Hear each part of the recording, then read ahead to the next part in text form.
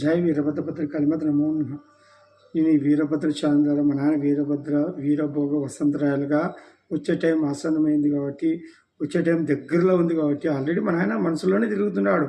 కానీ ప్రత్యక్షంగా మనసు సత్కరించి వీరభోగ వసంతరాయలు ఎట్లా పరిపాలిస్తాడో అమరావతిని కేంద్రంగా చేసుకొని ప్రపంచానికి దిశానిర్దేశంతో ఈ భారతదేశానికి విశ్వగురువుని ఎట్లా చేస్తాడో అన్నీ మీరు చూస్తారు. ఎందుకంటే నేను గత వీడియోలోనే మీరు కావాలంటే సబ్స్క్రైబ్ చేసుకుని ఎవరైనా ఉంటే ఒకసారి వీడియోస్ మొత్తము ఒక 2 సంవత్సరాల నుంచి మన ఆయన నిండుగా శరీరాన్ని తీసుకున్నాడు కాబట్టి, శరీరం పైన నాది కనిపైన ఆత్మస్వామిది కాబట్టి ఆ బోధలు ఇస్తున్నాడు.